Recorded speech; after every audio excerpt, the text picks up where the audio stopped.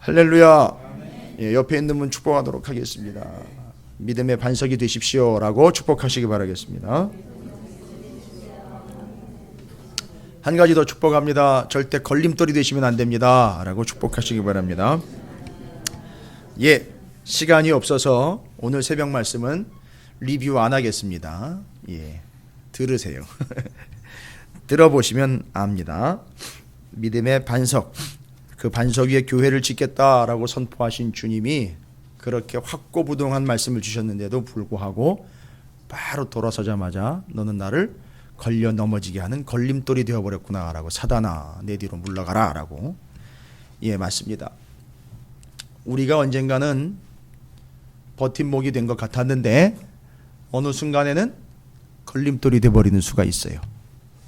뭐 잘했다고 그러는데 우리 개척 1년 넘었잖아요. 우리는 다 반석인 걸로 생각을 하고 있을 거예요. 그죠?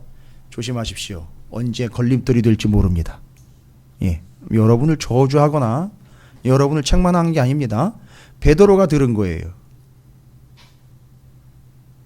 노림수로 신앙생활 하지 마십시오. 자기의 상식으로, 자기의 계산 속으로 신앙생활 하지 마시기 바랍니다. 자, 그것처럼 이해 안 되는 일이 오늘 또 나와 있어요. 요시야의 죽음, 베드로를 향한 사단아 내 뒤로 물러가라고 말씀하신 이야기. 이게 같이 이해가 안 되면 우린 평생 이해가 안 되는 일 때문에 왜 이러지라고 그냥 갸우뚱하다가 끝내버립니다. 자, 오늘 요시야의 이야기가 마감이 됩니다. 이 이야기가 정리가 되시면 요시야가 왜 죽을 수밖에 없었고, 그 다음에 왜 베드로는 거기서 그렇게 반석 위에, 너 위에 교회를 세우겠다라고 이야기를 했는데 이 사단아 내 뒤로 물러가라라고 그렇게 아주 그냥 직격탄을 맞게 되었는지, 이게 다 정리가 됩니다. 오늘 말씀이 정리가 되면 다 정리가 돼요. 여러분, 요시야 왕 한마디로 이야기하면 어떤 사람이었을까? 이렇게 정리를 할 수 있습니다. 34장 2절에도 나와 있고요.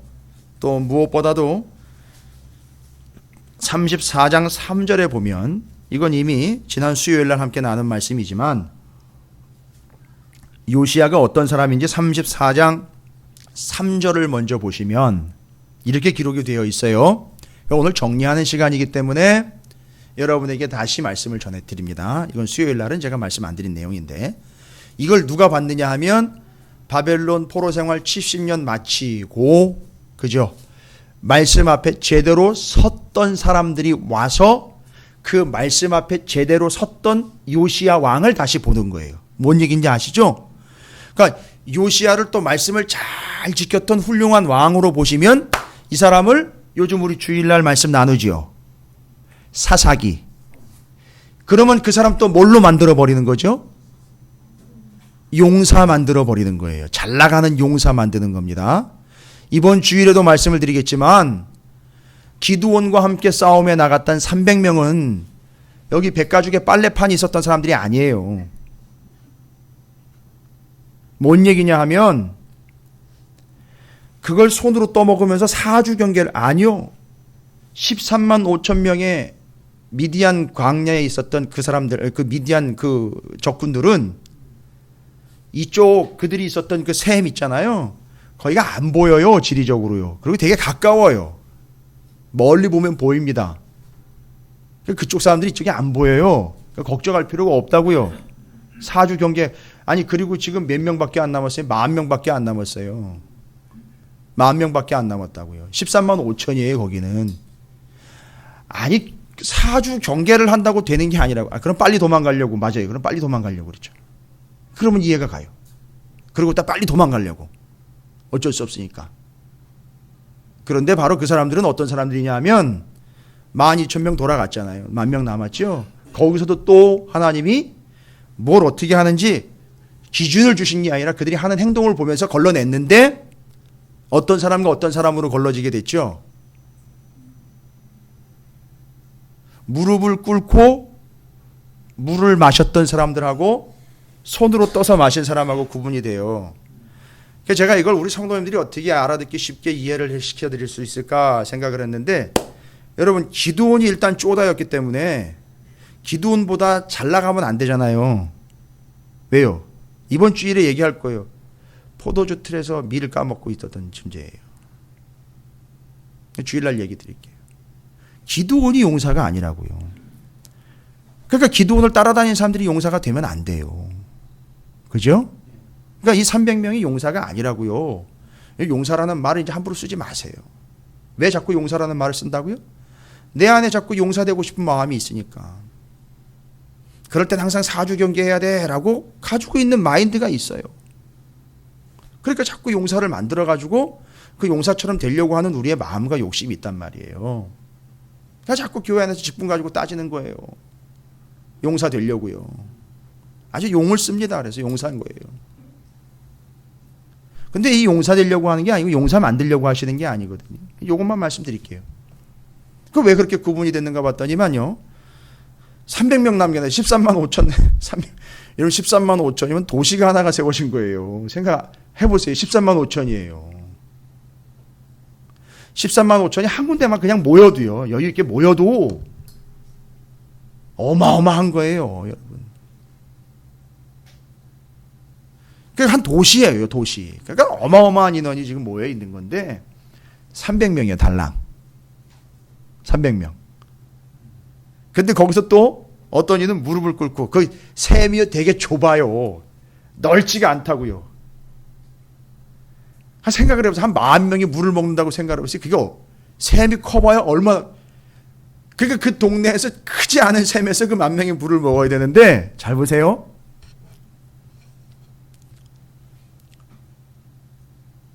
어떤 사람은 무릎을 딱 꿇고 그냥 편하게 먹습니다. 아주 제대로 된 자세로 먹잖아요. 생각해보세요. 무릎을 딱 꿇고 정말 늠름하고 씩씩하게 물을 먹는 거예요. 생각해보세요. 물 먹는데 샘에서 딱 자세를 딱 그게 멋있는 거예요. 여러분. 그게 이게 감이 오십니까? 그게 멋있는 거라고요. 그 사람들은 여유가 있는 거예요. 무릎 꿇고 먹는 사람들은. 그렇죠. 그리고 손으로 이렇게 떠먹는 사람들은요. 사주가 누가 그런 거짓말을 했는지 모르겠어요. 말도 안 되는 게 본문을 깊이 읽고 계속 한번 여러 번 읽어보면 절대 그게 아니라는 게 나옵니다. 10,000명 가운데 무릎 꿇고 먹는 사람들 이미 딱 자리를 차지하고 있는 거라고요. 뭔 얘기인지 아시겠습니까? 야 어딜 끼어들어. 떨어지고 우리 먹고 난 다음에 먹든지 대충 떠먹어. 우리가 편하게 먹을 테니까. 이거란 말이에요. 그리고 딱 무릎 꿇고 제대로 탁 자리 잡고 먹는 사람들은 여유 있게 꿀꺽꿀꺽 먹는 사람. 이 사람들 여유 있는 거예요. 진짜. 뭐 있습니까? 팩이 있는 거예요. 힘이 있는 거예요. 그러니까 거기 끼질 못해가지고 떠서 먹고 있는 거라고요. 거기 끼질 못하게 떠서 먹고 있다고요. 그 사람들 남긴 거란 말이에요. 그 사람들 300명이요. 하나에 딱 보니까 아우 저 찌질이들 저것들 가야 되겠다. 이렇게 돼버린 거예요. 여러분 아십니까? 예. 그래서 대한민국의 찌질이들에게 가장 해피한 복음이 바로 사사기예요. 왜냐하면 하나님이 찌질을 쓰기 때문에 그렇습니다.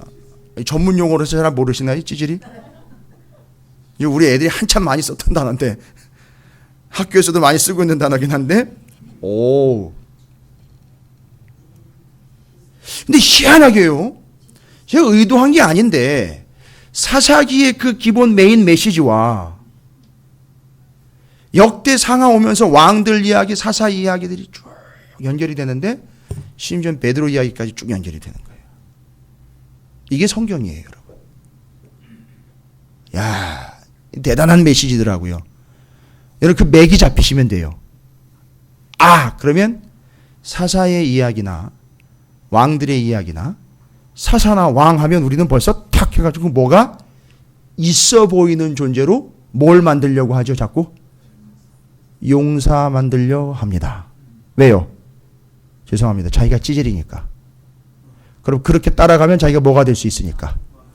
왕이나 용사가 될 수 있으니까. 그러나 하나님은 그 왕이나 용사는 쓰실 수가 없어요. 왜죠? 지 잘났으니까.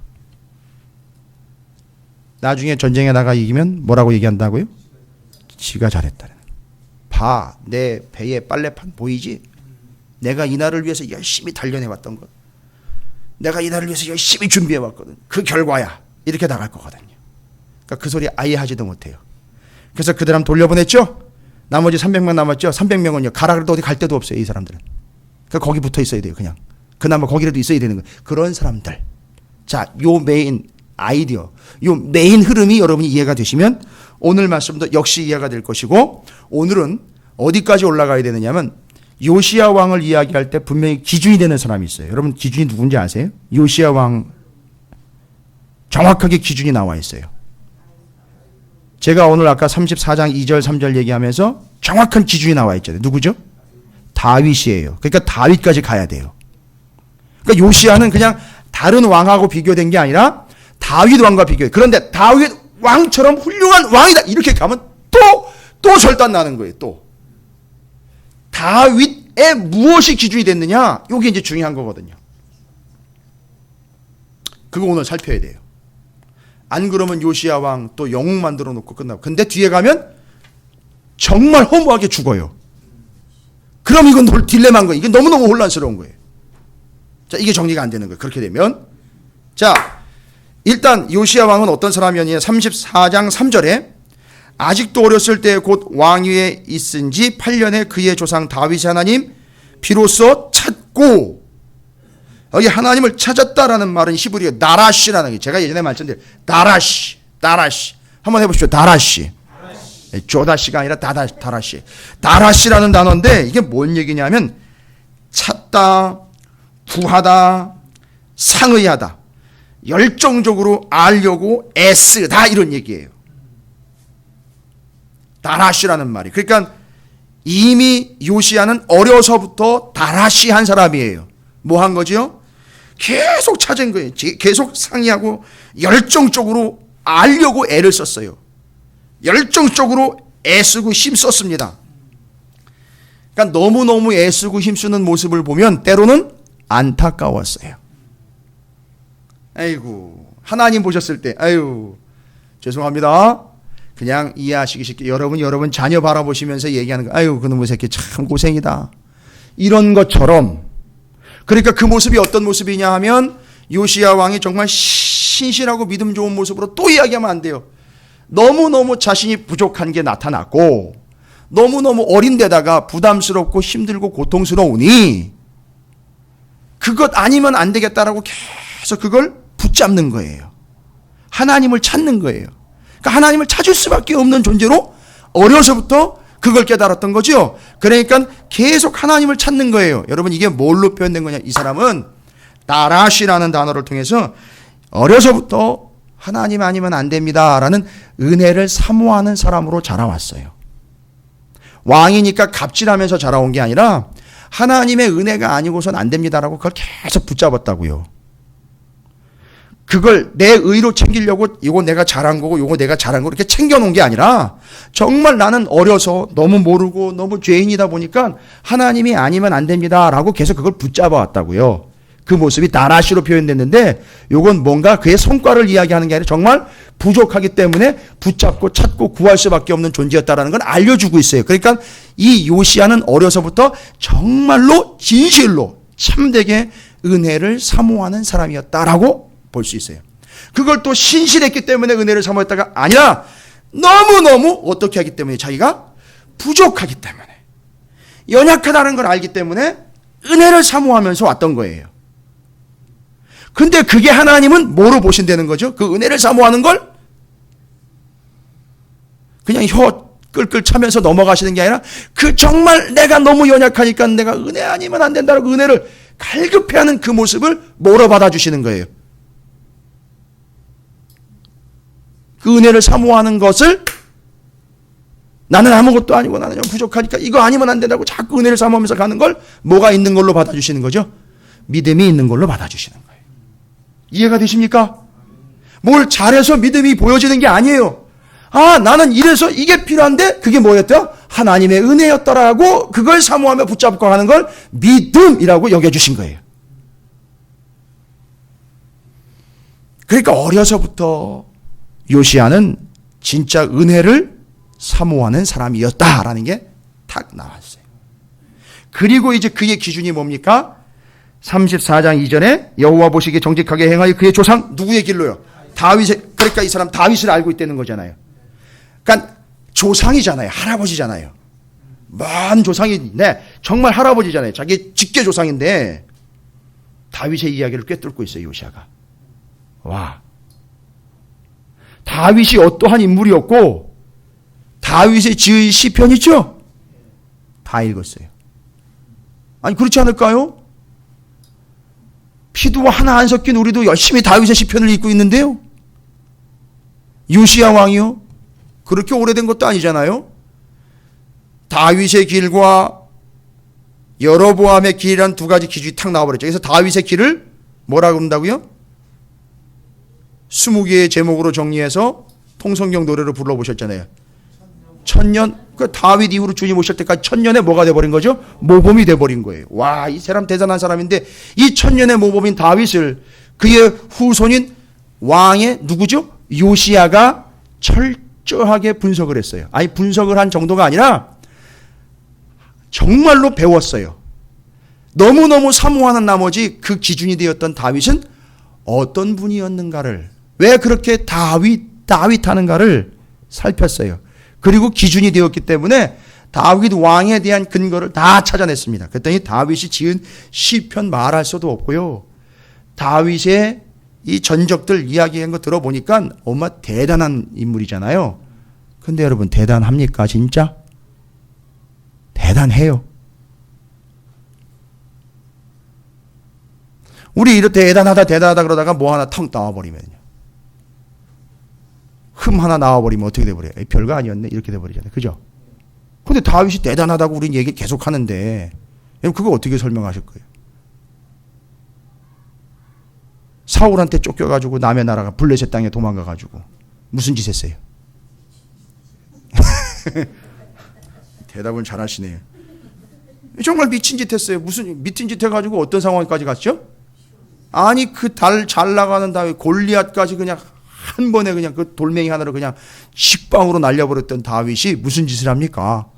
아 저놈이 골리앗을 죽인 놈 아닙니까? 라고 딱 저게 다윗이면 저게 저 유대 땅에 그 유명한 장수 아닙니까? 라고 뒤에 그 블레셋의 왕의 신하들이 다 모여가지고 옛날 얘기 딱 막 해야 되는데 자 이제 어떤 일이 발생될까요? 그렇게 되면 죽죠. 자기의 목숨을 구걸하려고 어느 상황까지 갑니까? 여러분 그렇게 해보셨어요? 살아보려고 그렇게 한번 해보셨습니까? 어떻게 했습니까? 침을 질질 향해 수염도 못 깎아가지고 도망다니라고 수염을 어떻게 깎았어요? 수염이 이렇게 덥숙하게 나가지고 노숙을 한참 했잖아요. 또 왕한테 가가지고서 이게 다윗이었어? 뭐 이렇게 얘기 드릴 정도로 그냥 몰고는 형편없는 데다가 그런 정보가 딱 들어오니까 얘기를 딱 듣자마자 내 이제 죽었다. 여기서 사는 방법은 왜일까요? 왜 미친 짓을 했을까요? 갑자기 왕은 미친놈 상대 안 해요. 그 이 한나라의 그 큰 왕이요.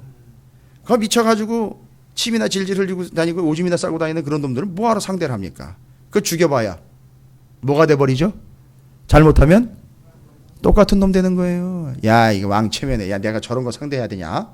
이렇게 돼버리는 왕이 왕의 마음을 아는 거예요. 다윗이 거기서 침을 질질 흘리면서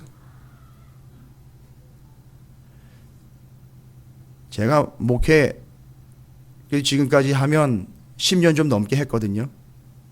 저기 시골 목회까지 하면 제가 성도님들 중에 그렇게 침 질질 흘리면서 자기 생명을 구걸해 본 사람은 내가 한 번도 못 봤어요. 아직까지. 저도 그렇게 한번 해본 적도 없고요. 그리고 어떻게 따르죠? 벌벌 떨면서 문지방에다 갔다가 몸을 비비면서 정말 미친놈 흉내를 내버렸어요. 그러면서 내 목숨 하나 유지하기 위하여 여기까지 내려왔구나. 용사 만드는 오늘날 같은 세상에서는 뭐 할까요? 여기까지 가면 1등만 기억하는 이 더러운 세상 내가 살아 무엇해 하면서 뭐 할까요? 뛰어내리겠죠. 그죠? 그런데 다윗이 왜 다윗이냐? 여러분 아시잖아요. 이 미친놈 소리 들어가면 침 질질 흘리고 문지방에다가 머리 벅벅 긁어대면서 겨우겨우 살아나 목숨을 부지한 이가 거기서 진짜 찬양이 나왔다는 거 아닙니까? 거기까지 내려가 봤더니 자기의 실체가 탁 드러나는 거예요. 그래서 나온 시편이요. 시편 34편입니다. 오늘 시편을 두 개를 봐야 돼요. 요시야는 다윗이 기록한 시편 다 봤어요. 그리고 다윗 연구 끝냈어요. 여러분 우리는 시편 다 보지도 않을 거예요. 딱 두 편만 볼 겁니다. 여러분 영화 두 편 거기에 혹하시죠? 그러지 마. 시편 두 편 좀 한번 볼까요? 오늘 시편 34편입니다. 정말 이 사람 다윗 맞습니다. 아 정말 이 사람 존경스러운 사람이 아니라 정말 사랑스러운 사람이에요. 뭘 미친놈이 사랑스러운 거예요? 아니잖아요. 거기 나와 있네요. 그죠? 시편 34편에 다윗이 누구 앞에서요? 블레셋의 왕인 아비멜렉 앞에서 미친 채다가 쫓겨나와서 지은 시. 참 여유도 있어요. 그죠? 아니 그렇게 겨우겨우 살아나가지고 쫓겨나가지고 침 질질 흘리면서 먼지 그냥 말도 죄송합니다. 이건 꼴도 아니고 꼬라지예요. 그래가지고 나와서 뭐가 나옵니까? 시가 나옵니다. 다른 건 둘째치고요, 여러분. 시편 18편을 한번 보실까요? 34편 18절 한번 보세요. 18절. 다윗의 단골 메뉴예요.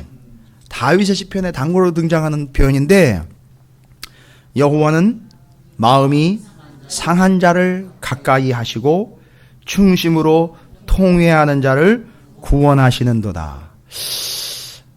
지금 다윗이요 아비멜렉 앞에서 자기의 마음이 어떻게 되었다라는 거죠? 상했고 그리고 그 마음이 또한 어떻게 된 거죠? 통회하는 자가 되었다라는 얘기죠. 그러면 이게 상한 것과 통회하는 거 분통이 여기고 분해 여기는 이런 걸 이야기하는 걸까? 마음이 상했다는 거는 내가 이렇게까지 미친 척을 하면서 목숨을 구걸해야 되는 건가라고 상처받은 걸 이야기하는 건가? 이걸 지금까지 단어를 제대로 풀어주질 않아가지고 우리 성도님들과 교회가 너무너무 혼란스러워가지고 자기 멋대로 막 해석을 해내가지고 상처받으면 무조건 이 구절 갖다 끌어당겨요. 여러분 이거 상처받은 거 아닙니다. 상처받았다고 함부로 이런 얘기 갖다 끌어 쓰시면 안 됩니다. 여기 마음이 상했다라는 말과 통회한다라는 말은 의미는 같아요. 같다고 보시면 돼요. 여기 마음이 상하게 되었다, 상했다라는 말은 샤바르라는 히브리어고요. 통회한다라는 말은 다카라는 단어인데 그걸 따로따로 다 알아두실 필요는 없는데 뜻이 같아요. 두 개가. 그러니까 똑같은 단어를 두 번 중첩해 쓴 거예요. 그러니까 정말 죽겠다는 얘기예요. 다윗이 정말 난 죽겠다는 얘기, 진짜 죽겠다는 얘기예요. 아니 그 잘 나가는 왕 다윗이 그 사람 맞아요. 배에도 빨래판이 있어요. 그 사람 용사기 때문에 정말로 사람들이 봤을 때 잘 싸웠거든요. 그죠? 싸움에 나가는 용사였다고요. 거기다가 지혜까지 있었죠. 믿음까지. 이건 여러모로 다 스펙을 갖춘 사람인데 근데 이 사람 고백은 뭐라고요? 나 정말 미치고 팔짝 뛰겠다는 거예요. 나 정말 죽겠다는 얘기라고요. 이 이야기는. 뭘 경험을 했잖아요. 앞에서. 그 목숨 구걸하려고 미친 짓까지 해야 되는 거예요. 여러분 이거 모른다고요. 여러분은 잘 몰라요. 여러분 잘 모른다고요. 그런데 자기가 그걸 경험하면 자기의 마음이 어떻게 됐다는 거죠? 상하게 되었고 자기는 지금 통회하는 마음이라는 거예요. 이거 회개한다 이런 식으로 또 받아들이면 안 돼요. 또 우리 뜻이 같다고 보시면 되고요. 두 번 중첩해서 설명. 그러니까 아주 극히 강조하는 거예요. 지금 자기의 마음을. 원래 뜻이 뭔지 아십니까? 샤바르라는 뜻이요. 부서지다. 깨지다. 끊어지다. 멸절되다. 바닥나다. 박살나다. 멸망당하다. 싹 없어지다. 완전히 가루가 돼가지고 다 날아가 버리다. 절단나다. 끊어지다. 제가 가끔씩 여러분이 은혜 안 되게 받아들이실 수 있는 박살난다, 절단난다라는 말이 바로 이거예요. 지금 자기는 완전히 박살나버린 거란 얘기예요. 뭘 통해서요? 그거 잠깐 동안 미친 짓 한 거, 그 생명 얻으려고 목숨 구걸하면서 그 미친 짓 했던 거, 그것 자체가 자기 자신은 뭐 한 거죠? 아주 다 박살나가지고 부서지고 산산조각 났다는 거예요. 희망 있습니까? 없습니까? 없다. 이 얘기인 거예요. 그러니까 다윗이 어디까지 내려간 거예요? 요게 이해가 안 되시면 사사기의 토기, 항아리 박살나면 어떻게 돼요? 토기가 박살나면은요 부서지죠. 부서지면 잘 보관하나요? 아니죠. 더 부서서 어떻게 해요? 원래 흙에서 왔으니까 흙으로 그냥 가버. 이거라고. 그 뭔 얘기야? 난 그냥 죽겠습니다. 이런 얘기. 죽겠습니다. 그러니까 희망이 없어요. 여기까지 내려갔다고요. 이걸 누가 읽었다고요? 요시야 왕이 읽었다고요. 또 우리가 지금 읽고 있어요. 그런데 다윗은 이걸 뭘로 만들어냈습니까?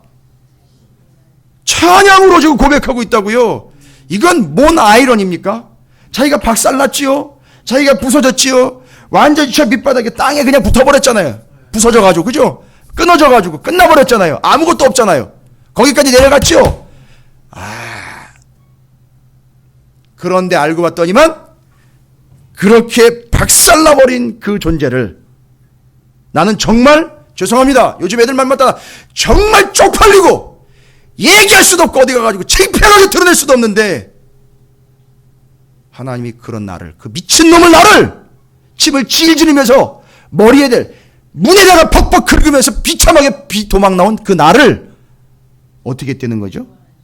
하나님이 가까이 하셔서 구원하셨다는 거예요. 이건 뭔 얘기입니까?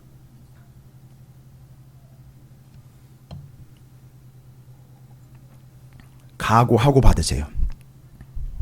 하나님이 은혜 주시려고 박살냈다는 얘기예요. 거길로 쳐박으셨다는 얘기란 말이에요. 이해가 되십니까? 다윗에게 은혜를 주시려고 없음의 존재로 만들어가지고 다 끊어가지고 아주 박살내가지고 부셔가지고 그 밑에다가 아주 완전히 쳐박아 버린 거예요. 그때 하나님의 은혜가 임한 거예요. 어마어마한 은혜가 임하게 된 거예요.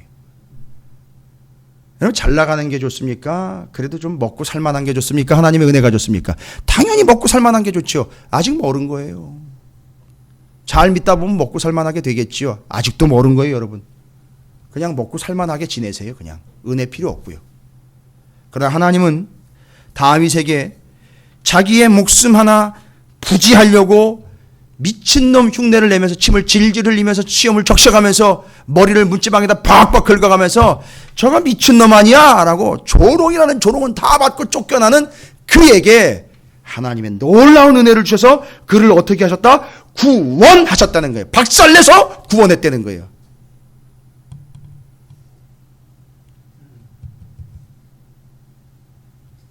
이게 하나님의 뜻이에요. 그리고 그걸 깨달은 그가 찬양에 나온 거예요. 찬양은 여기서 나오는 겁니다, 여러분.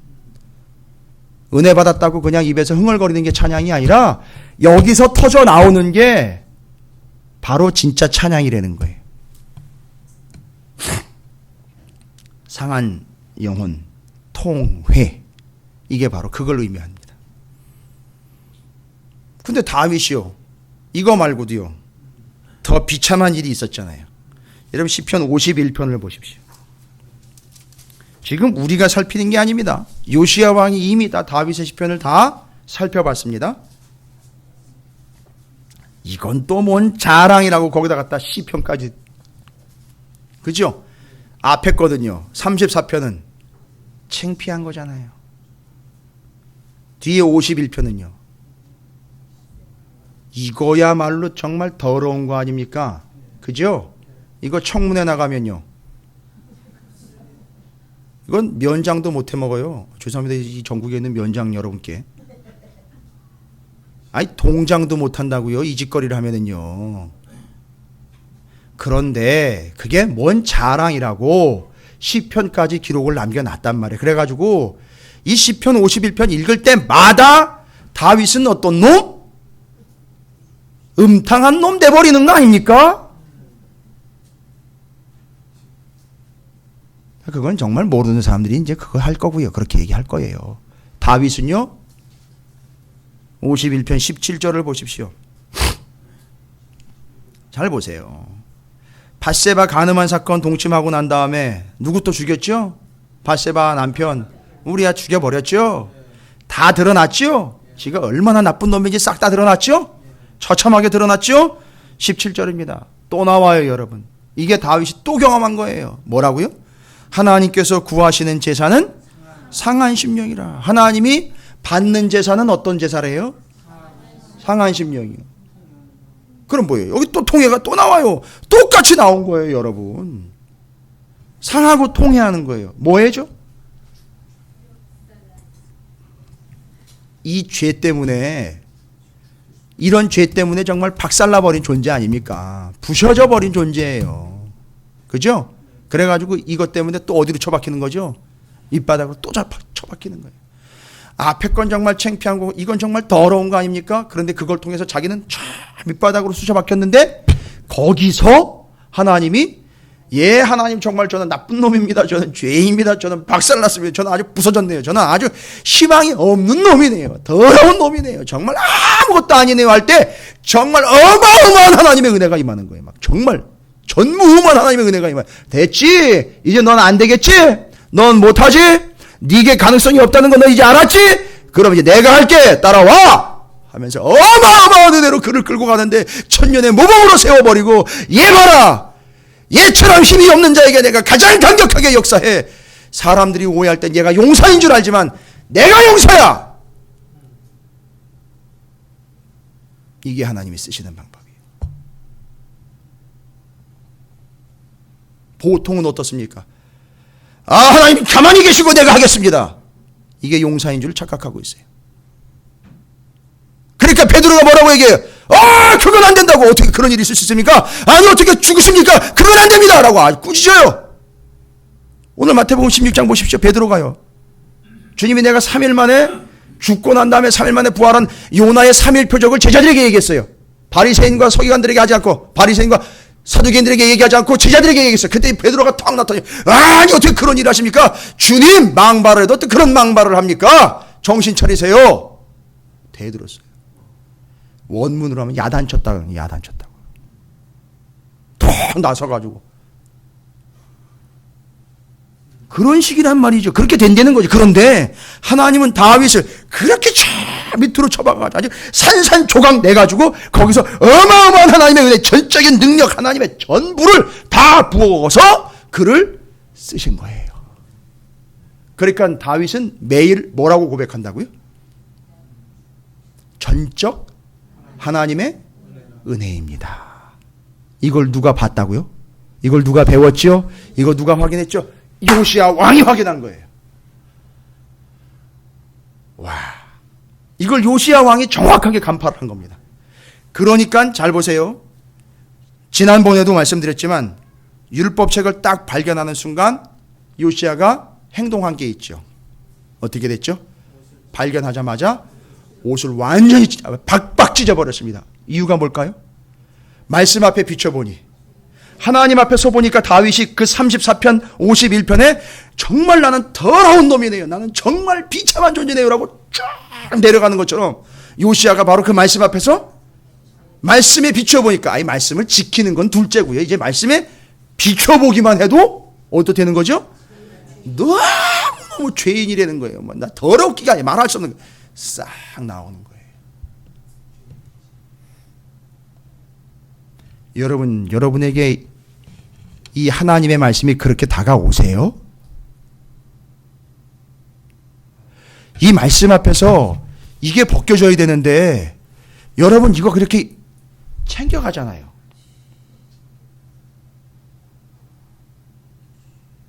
이걸 또 자기 의로 만들어 버리잖아요. 내가 이거 공부했다. 내가 이거 좀 더 알고 있다. 내가 그래도 신앙생활 한 게 경력이 얼만데 내가 들은 말씀만 해도 수많은 내가 훌륭한 목사님들 설교를 얼마나 많이 들어봤는데 어떻게 들어보시니까 어때요? 저랑 비교해서. 요 짓거리 하면 또 여기 용사되는 거예요. 또 저도 그 짓거리 하면 안 되는 거예요. 제가 왜 누구 어떤 목사 어떻게 설교하는지 그걸 왜 신경 씁니까? 그죠? 그냥 주어진 대로 이 말씀 앞에 쓰면 되는 거예요. 내가 쓰고 요시야 왕이 자기 옷 찢고 그 말씀 앞에 또 누구를 세웠어요? 온 백성들 모이라 그래가지고 세웠단 말이에요. 그렇게 쓰면 되는 거예요. 그리고 그 사람들이 다 어떻게 했어요? 자기가 옷을 찢는데 그냥 찢은 게 아니라 이제는 찢어버리는데 뭘 찢어버려요? 우상 찢어버려요. 제단 찢어버리는 거예요.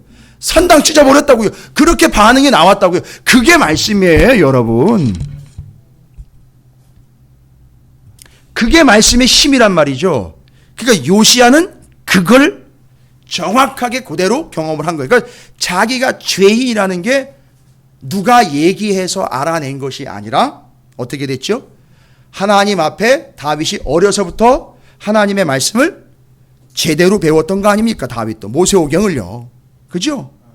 그걸 어려서부터 그 패밀리 스쿨에서 배워왔던 거예요. 그리고 그 말씀 가지고 이 꼬맹이가 나가가지고선 골리앗 앞에서 말씀으로 그냥 물리쳐 이긴 거잖아요.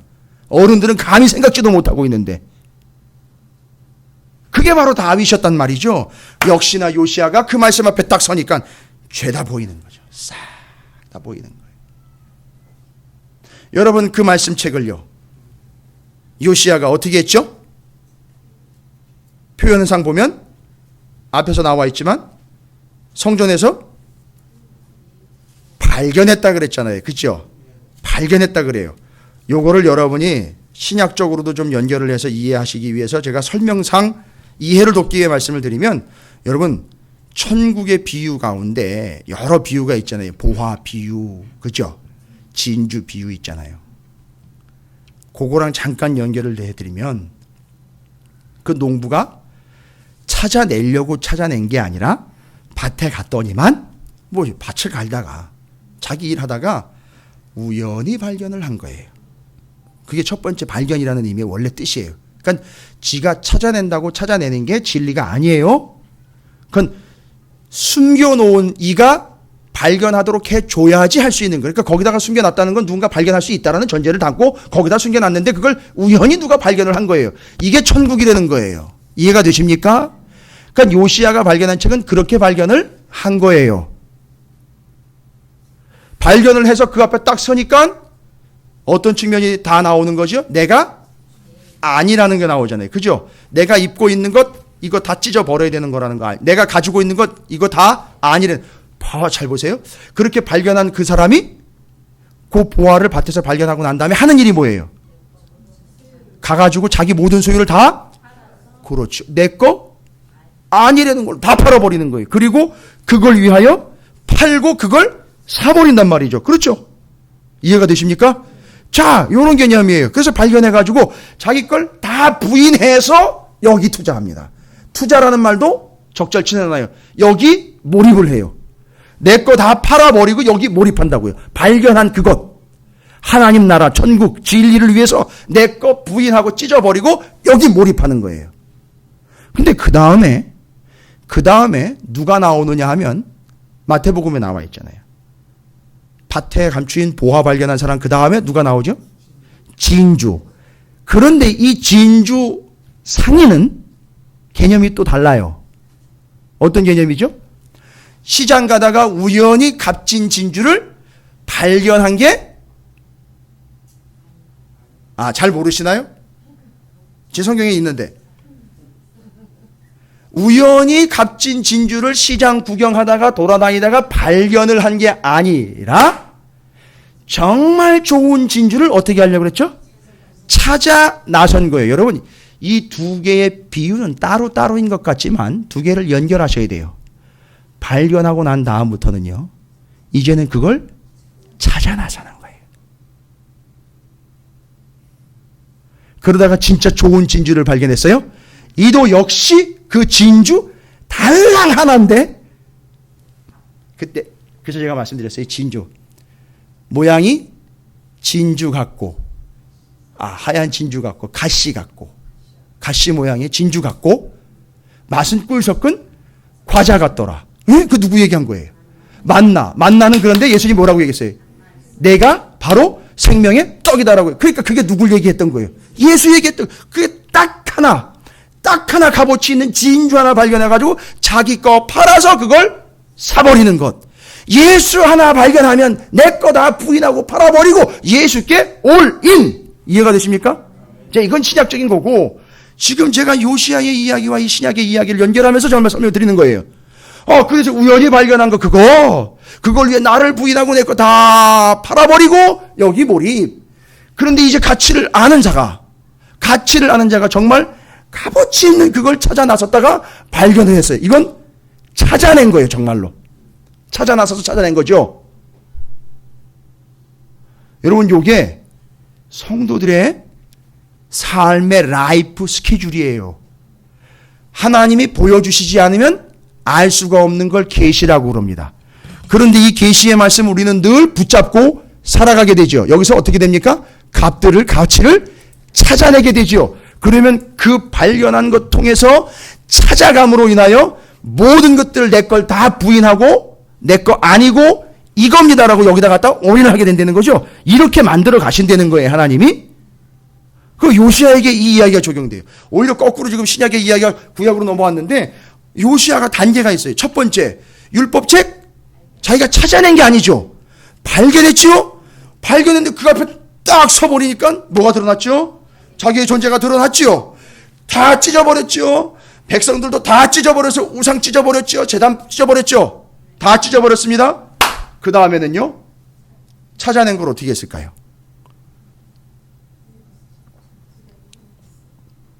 잘 보관했을 것이다. 1번. 2번. 지금까지 해왔던 방식으로 그대로 모르는 척. 3번. 거기서 본인이 어떤 존재라는 게 드러났으니까요. 이게 다윗의 이야기로 여러분 풀어보면요. 뭐가 드러난 거죠? 그렇지요. 상한 심령이고 찢긴 심령이고 내가 곤고한 통해하는 심령이라는 게 나타났죠. 그러니까 이제는 이 사람 뭐 받을 차례예요? 그렇지. 은혜 받을 차례니까 이 사람 은혜 받으려고 다른 데 가지 않고 어디 기웃기웃거리는 게 아니라 자기를 그렇게 드러나게 해준 말씀을 이제는 어떻게 하죠? 발견하는 게 아니라 여기서 은혜를 찾아가는 거잖아요. 근데 찾았어요. 어디 나와요? 그 찾았다는 얘기가 어디 있습니까? 뒤에 나와 있어요. 찾았기 때문에 무엇을 했느냐? 오늘 말씀 바로 35장. 그게 그렇게 그 말씀 앞에 선 걸로 끝난 게 아니라 그 말씀을 집중적으로 찾아 들어가니까 이 통회하고 자복하고 회개하는 이 죄인인 나를, 우리 백성들을 하나님이 어떻게 하셨다는 거죠? 다윗의 이야기가 이미 전제가 됐었는데 그게 맞더라는 거예요. 그렇게 그를, 그 죄인이고 그 처참한 존재를 하나님이 어떻게 해주셨다는 거죠? 그때 구원해 주셨는데 우리 백성도 보니까, 모세오경을 보니까 우리 백성도 하나님이 뭐 했다는 걸요? 구원해 주셨다는 거죠. 그러니까 구원해 주셨다는 얘기는 그 존재가 어떤 존재라는 게 전제가 되죠. 하나님이 구원해 주셔야 된다는 거는 그 존재가 죄인이고 죽을 수밖에 없는 존재라는 게 드러나야지만 그게 먹히는 얘기 아닙니까? 근데 자기가 찢어봤잖아요. 말씀 앞에서 보니까 다 드러났죠. 그런데 말씀을 찾아 들어가 보니까 우리는 이미, 이스라엘 백성들은, 유대의 백성들은 이미 뭘 경험한 사람들이에요? 그렇죠. 이미 하나님 구원해 주신 백성이라는 게 발견이 됐어요. 뭐를 통해서요? 이야기로 치면 유월절 어린 양으로 인하여 출애굽 때 구원을 받았고, 그걸 기억하고 기념하라고 제사장 나라로 삼았고, 계속 제사를 드려왔는데 어느 순간부터인가 제사가 끊겼고, 그리고 우리가 구원받았다는 걸 매번 잊지 않도록 1년에 한 번씩 1월 14일 날 모여가지고 그 구원받은 유월절을 늘 기억하면서 왔는데 어느 순간부터 끊겨서 지금은 전혀 지키지 않고 있더라. 발견. 오케이. 뭐가 발견된 거죠? 유월절을 지키지 않았던 것이 발견됐고, 유월절을 왜 지켜야 되는지 알아냈죠. 이건 누가 알려준 게 아니라 자기가 직접 말씀을 받아 찾아낸 거예요. 바로 그거에 대한 답으로 35장이 기록된 거예요. 다른 얘기 없어요, 여러분. 아무 얘기 없고 바로 35장 넘어오면서 곧장 요시야가 뭐 했다고 얘기했죠? 유월절을 지켜. 첫째 달 14째 날에 1월 14일 날, 매해 1월 14일 날 유월절 지키는 거 어떻게 되로요? 보세요. 6절 보세요. 6절. 6절에 모세를 통하여 전하신 말씀을 따라. 이거 읽지 않으면 따라갈 수 없잖아요. 그죠?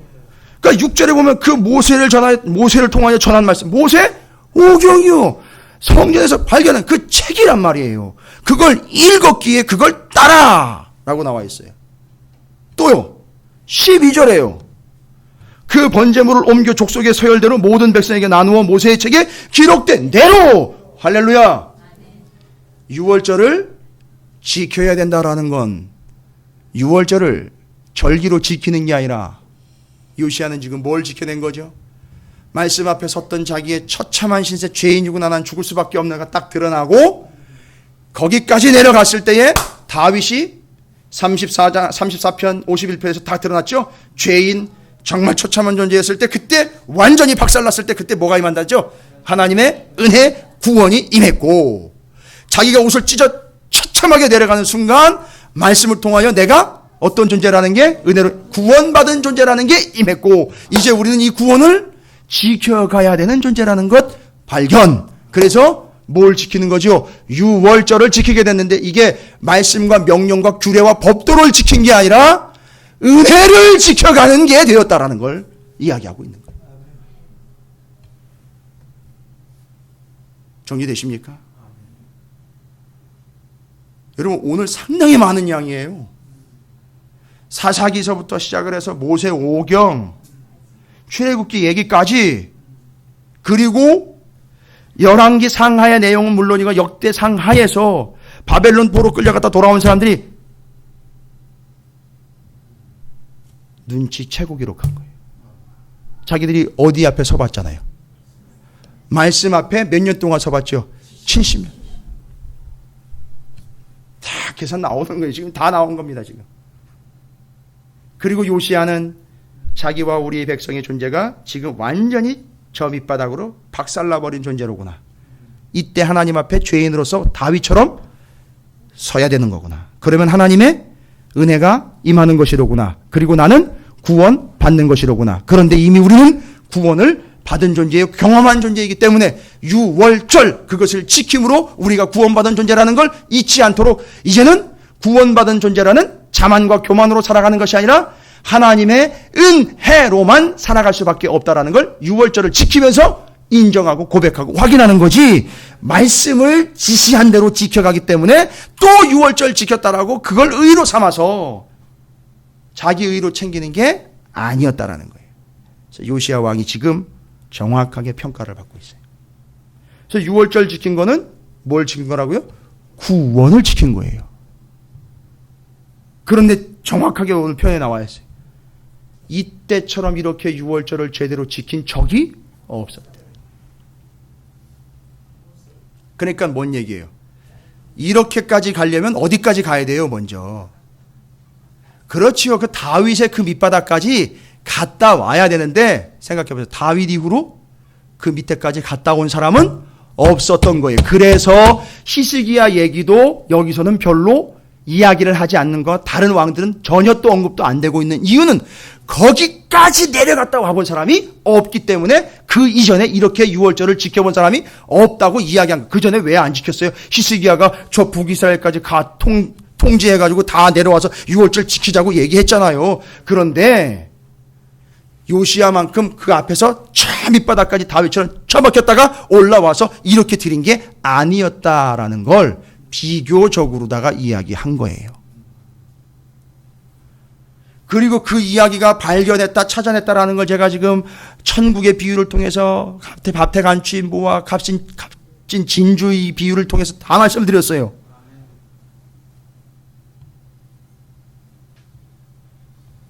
요거 가지고 부흥회 나가면 저 먹고 살아요. 따로 나눠가지고 나면요. 말씀이 그게 아니잖아요. 여러분, 이게 이해가 돼야 여러분이 뭐가 되는지 아십니까?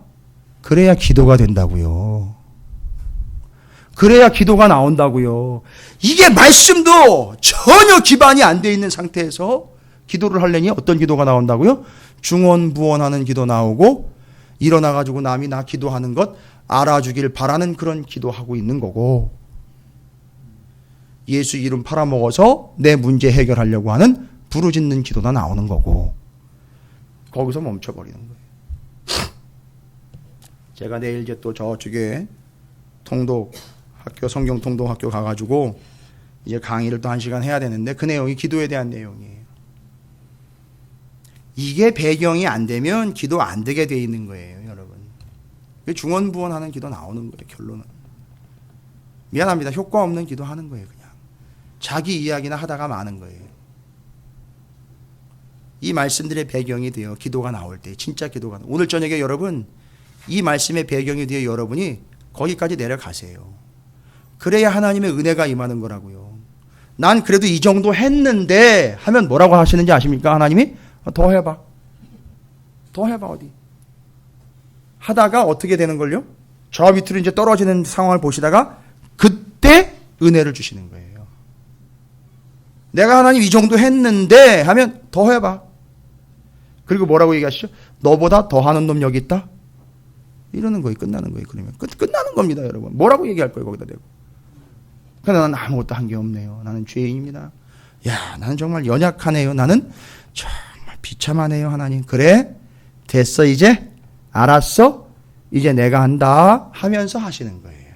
그게 은혜라는 겁니다. 그때 구원인 거예요. 그게 하나님이 하시는 일이라고 하는 거고요. 요시야가 그걸 경험을 한 겁니다. 그러면 중요한 얘기가 하나 남았어요. 갑자기 무기또에서 요시야가 애굽 외 바로 느고에게 죽임을 당합니다. 아주 박살이 나버려요. 근데 그때 바로 느고가 이해 안 되는 이야기를 해요. 내가 지금 저 위에 아수르를 치러 가는 듯한 표현을, 아니 정확하게 얘기하면 아수르를 치러 가는 게 아니라 아수르를 도와주러 가. 왜냐하면 저쪽에 있는 바벨론이 아수르와 지금 대적 상황이에요. 지금 아수르는 상당히 위험한 상황입니다. 아수르 지금 넘어가는 상황이에요. 아시다시피 지금 유다도 남유다도 말렵으로 가고 있죠. 그러니까 누구한테 넘어가게 돼 있죠, 나중에? 바벨론한테 넘어가니까 지금 바벨론이 힘을 세게 하고 있는 중이에요. 그러니까 아수르는 역사에서 이제 넘어가야 되는 거죠. 이때 바벨론이 아수르를 치고 올라가니까 이 애굽은 요 아수르를 치러 가는 게 아니라 아수르를 도와주러 올라가는데, 요 요시야가 중간에서 여기 유다를 통과해 가야 되니까 이걸 막으러 나갔단 말이에요. 근데 요 애굽의 바로 느고가 뭐라고 얘기하느냐면, 이거 하나님 뜻이야. 그러니까 너를 치러 온 게 아니고 이건 하나님 뜻이기 때문에 내가 올라가는 거니까 너 상관하지 마라. 아주 좋게 얘기를 해요. 그런데도 불구하고 부득불도 요시야가 변장까지 해가지고 나가서 까불다가 죽습니다. 여러분, 허무하지요? 그죠? 허무해요. 아니 어떻게 이런 일이 있을 수 있죠, 그 요시야에게? 이건 아주 훌륭한 장치입니다. 뭐냐면 요시야를 또 잘못하면 우리가 뭐 만들어버려요? 용사로 만들어버린다. 이 얘기는 그 얘기예요. 요시야도 어쩔 수 없는 인간이더라 라는 걸로 정리를 끝내는 거예요. 그러면 저 뒤에 마태복음 16장의 베드로 이야기도 마찬가지예요. 그놈도 반석이라는 호칭은 받았지만 어쩔 수 없이 걸림돌 되더라. 그러니까요, 하나님은 어느 누구도 사람을 믿고 일하는 게 아니라 하나님이 하신다는 거예요. 그러나 사람을 하나님이 믿어주길 바라는 게 아니라 하나님을 사람이 믿고 가야 되는 구조로 만들어 가신다는 거잖아요. 그래서 지금 요시야 이야기가, 요시야가 죽는 이야기는요, 요시야가 판단을 내렸다 그러잖아요. 나가서 자기가 이렇게 막아야 되고 어떻게 해야 된다. 근데 요시야의 판단이 중요한 게 아니고 요시아는 판단하면서 살아가야 되는 존재가 아니고 인생은 자기가 옳다, 자기가 여겨지는 것들을 판단해서 자기의 것으로 만들어서 자기가 하고 싶은 걸 하고 자기 가치 판단에 의해서 자기가 옳다 여기고 자기가 해야 된다는 걸 하는 인간이 아니고 하나님의 은혜로 살아가야 되는 존재라는 걸 요시아의 죽음을 통해서 우리에게 마무리해 주는 거예요. 그래서 요시아를 용사 만들지 않고 이가 하나님의 은혜가 진짜 필요한 사람일 수밖에 없다라는 걸로 마무리를 해주는 거란 말이에요. 이해가 되십니까? 왜 다윗이 그렇게 범죄하고 전락을 해버렸고 미친 척하면서 수염에다 침을 질지르면서 전락할 수밖에 없네. 그게 그 사람이 그 일을 행하는 게 아니라 하나님이 그 일을 하는 하나님의 은혜가 필요하다는 걸 알고 그런 인생으로 살아가라고 그런 장치들을 다 마련을 해놓으신 거예요.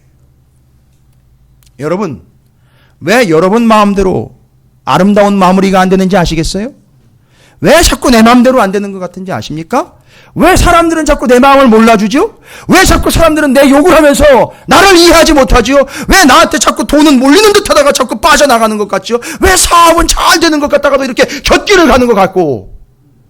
왜 자식 새끼들이 이렇게 속을 새기는 것 같고? 왜 문제는 이렇게 자꾸 해결이 안 되는 것 같고? 왜 나는 저 사람만큼 저렇게 잘 나가지 않는 것 같고? 왜 그러는 것 같으세요? 내가 그동안 한 게 얼만데? 그게 아니 용서됩니다. 난 그걸 반드시 박살낼 거야. 그렇게 나버려두면, 그렇게 내버려두면 넌 분명히 나중에 나한테 그럴 거야. 내가 이렇게 한 게, 이 정도로 한 게 부족합니까? 라고 하나님께 대들 거예요.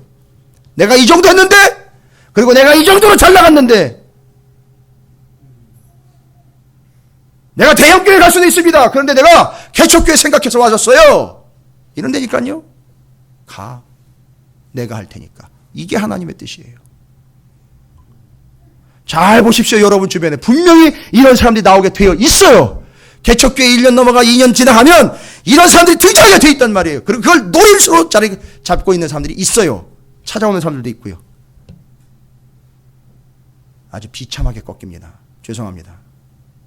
거기에 저도 호응해 드릴 수 없고 하나님은 그런 사람들을 통해서 일을 하실 수가 없어요. 기분 나빠서 안 하시는 게 아니라 하실 수가 없어요. 아니 하실 수가 없잖아요. 자기가 하겠다는데, 자기가 했다는데 하나님 어떻게 일을 해요? 그러니까 다윗이 뭐라고 얘기를 했죠? 나는 하나님의 종입니다 얘기를 했고, 그가 마음에, 하나님 마음에 흡족하고 합당한 존재라고 여겨진 이유가 그거예요. 네가 한 게 아니라 내가 한 거라고 다 다윗은 얘기했거든요. 나는 아니고 하나님이 다 했다는 게 다윗의 삶을 통해서 그 추잡한 놈이요, 그 더러운 인간이, 그 연약한 자가 어떻게 거기까지 갔대? 하나님 은혜 드러난 거. 그러니까 다윗이 천년의 모범이 된 거예요. 뭘 잘해서가 아니라 하나님이 그를 통해서 완벽하게 드러났기 때문에 천년 모범이 된 거예요. 그리고 누가 드러납니까? 예수가 천년 뒤에 드러나시잖아요. 이가 구원자다라고 탁 드러나잖아요. 이게 성경입니다. 여러분 삶에 이걸 제가 축복을 해드려야 되는데 여러분이 오해하실 수도 있을 것 같아요. 그죠? 안 그렇습니까? 그게 축복이 아니에요. 여러분 삶의 이 다윗의 그 밑바닥과 요시아의 찢음과 백성들의 그 찢어버림과 발견함과 찾아냄과 구원과 전적 은혜가 여러분 삶 가운데 넘쳐나게 되기를 주님의 이름으로 축원을 드립니다. 아니요, 아직도 멀었어요. 거기까지는 안 가셨어요. 거기까지 가실 거예요. 오해하지 마시라고요. 내가 괜히 어려운 개척교회 따라와가지고 이렇게 당하고 있는 거 아닌가? 자꾸 그런 착각하지 마세요. 아니, 멀었어요. 아직도. 저도 아직도 멀었어요. 거기까지는 안 갔어요. 하나님 완벽하게 드러나기 위해서 다윗의 그 자리까지, 요시아의 그 자리까지 가지 않았어요. 주님이 여러분을 통해서 그렇게 역사하시기를 주님의 이름으로 축원을 드립니다. 이해 안 된다라고 하지 마세요. 이해 안 되게 돼 있어요. 그때 바로 여러분의 입에서 그런 고백이 나오는 거예요. 아, 내 힘으로는 안 되는 거고 하나님이 하실 일이네요 하고 두 손 두 발 다 들었을 때에 진짜 하나님이 하시는 거예요. 다윗 그랬고요. 요시아 때 그랬어요. 주님이 직접 오셔가지고 바로 그걸 일을 행하셨습니다. 여러분 그 사실을 믿으시기 바랍니다. 예, 왜 이러냐고 자꾸 그러지 마세요. 여러분이 말씀을 안다면 바로 왜 그렇게 됐는지 이해하실 겁니다. 아마 더 모실걸요? 더 내리미실걸요? 죄송합니다. 더 박살 내실걸요? 아마? 그러니까 저한테 와서 따지신다고 해결될 일이 아닙니다.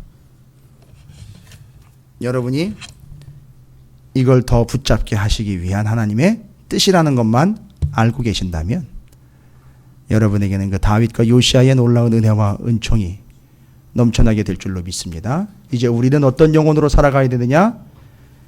비참한 영혼으로 살아가는 게 아니라고요. 또 오해를 해요. 아우 목사님 맨날 그런 얘기만 하면 교회는 안 늘어요 라고 이야기하는데 아니 그런 교회 늘어서 뭐합니까? 와가지고 하나님 내가 이렇게 기도했는데 왜 나한테는 돈을 안 줘요? 맨날 이렇게 할 텐데 저한테 따질 텐데 그게 아니고 나는 왜 이렇게 맨날 밀려나야 되고 맨날 고통만 당해? 아니요. 매일매일 그게 은혜라는 걸 알고 은혜를 사모하는 심령으로 만든다고요. 하나님이. 비참한 존재로 만드는 게 아니라 은혜, 전적 은혜를 사모하는 심령으로 만든다고요. 빨리 깨달으세요. 빨리 깨달으셔야 돼요. 정말 은혜를 아니면 안 된다라는 걸 입에서 그냥 단내가 날 때까지 아마 몰고 가실걸요. 그때 여러분의 입에서 정말 하나님 은혜 아니면 안 되는군요. 정말 저는 나쁜 인간이네 진짜. 우리는 맨날 입에 달고 있죠. 저놈 나쁜 놈이라고 달고 있죠. 근데 그 놈 나쁜 놈인 거예요. 내가 나쁜 놈이었네요. 여기까지 가야 하나님의 전무후무한 은혜가 임하는 거예요. 내가 가장 약할 그때에 가장 강하심이라. 이게 그 진리입니다. 다윗에게서 증명이 됐고 요시아에게서 증명이 됐고 요시아의 의문의 죽음을 통해서 결론까지도 네가 아니라 하나님의 은혜일 수밖에 없다라고 그냥 정리 딱 끝내버리는 거죠. 베드로 이야기도 이제 이해가 되시죠? 그러니까 그렇게 되시면 안 됩니다라고 주님을 용사를 만들어가지고 이용해 먹으려고 그랬는데 그걸 그냥 바로 그 자리에서 잘라버리시는 거예요. 너 임마 용사 되려고 하고 있구나. 사단아 물러가라 라고 내가 은혜 주려고 왔지 내가 용사 되려고 왔느냐 하고 베드로를 그 자리에서 높여놨다가 그 자리에서 바로 그냥 깔아뭉갭니다. 이유는요. 베드로를 단순히 요구도 먹여서 책망하려고 하는 게 아니라 역시 베드로를 그 자리로 다시 끌고 가는 거예요. 주는 그리스도시요 살아계신 하나님의 아들입니다 라는 고백을 다시 내뱉는 자리로 다시 몰고 가시는 거예요. 정리 끝. 여러분을 그런 자리로 몰고 가실 거예요. 자꾸 왜냐고 묻지 마세요. 그러면 더 심해집니다. 더 깨달을 때까지 더 심한 일들이 여러분에게 닥치게 될 거예요. 빨리 깨달으십시오. 말씀 붙잡고 말씀 앞에 서세요. 제대로 섰다면 그런 탄식과 옷을 찢음이 나올 거예요. 아니요. 우리 중에 나와도 옷 찢을 사람이 없어요. 아직까지도. 그냥 은혜와 진리로 챙겼을 뿐이에요. 거기까지 아마 가시게 할 겁니다. 여러분은 그걸 믿음으로 은혜로 받아들이시고 전적 은혜만 사모하는 이 밤에 기도의 시간이 되시기를 또 여러분의 남은 인생이 되시기를 주님의 이름으로 축복합니다.